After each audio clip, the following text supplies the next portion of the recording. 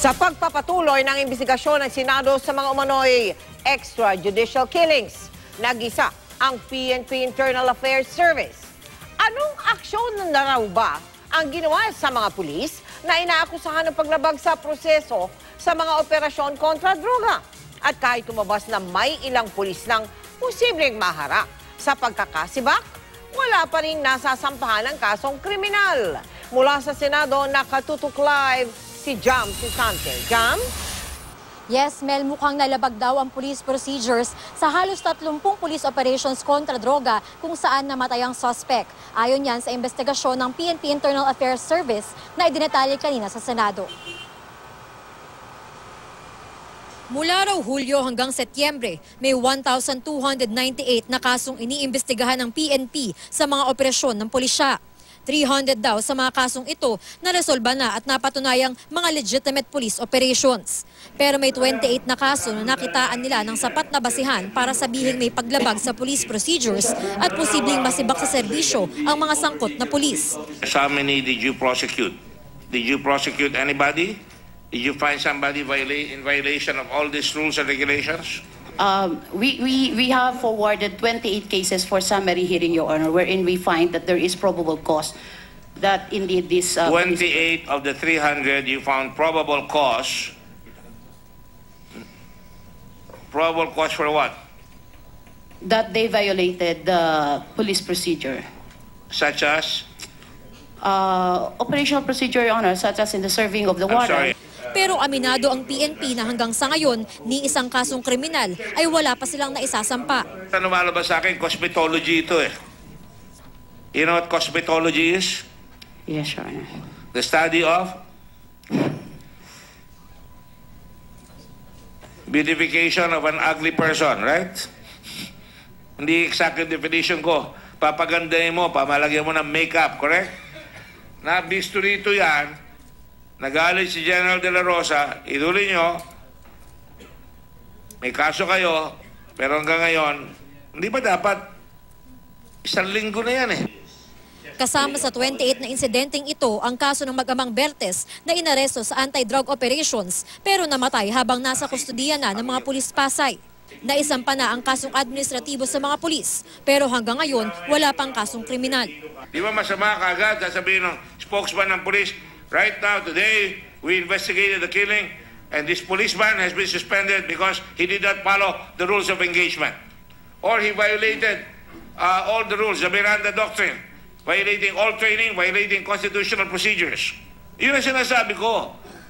Magpagwapo naman kayo na nakikita nyo, maayos ang trabaho ninyo.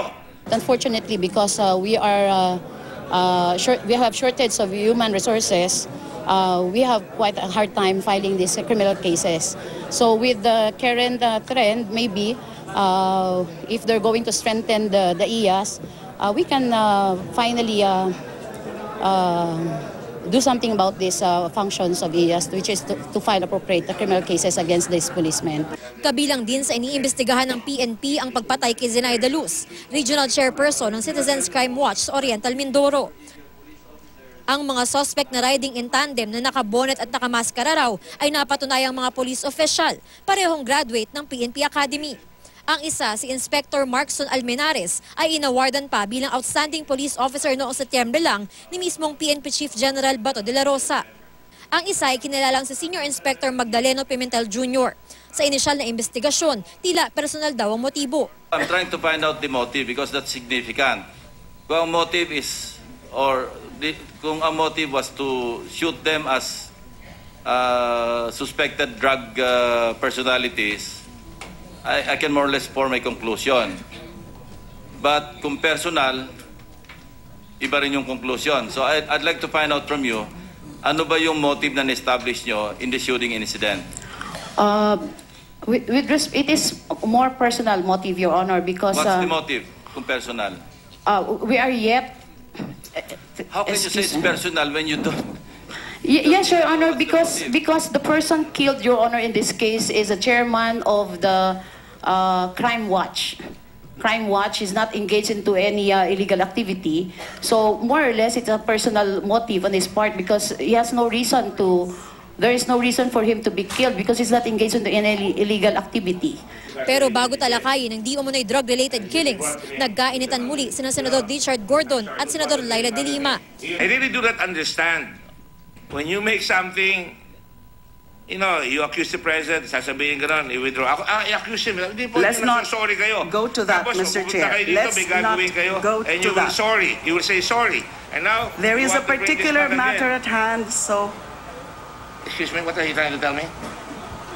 hindi po appropriate na kung ano-ano naman po ang hinahalo niyo na issue. Anong hinahalo? Ikaw ang naghahalo. And I am not going to, hindi kita papatulan. Mel, ito na raw ang huling pagdinig ng Senado ukol sa extrajudicial killings. At target na Senador Gordon na mailabas na yung committee report sa Lunes.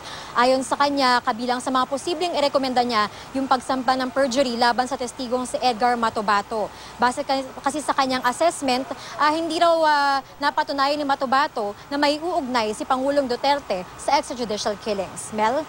Maraming salamat sa iyo, Jam Sisante.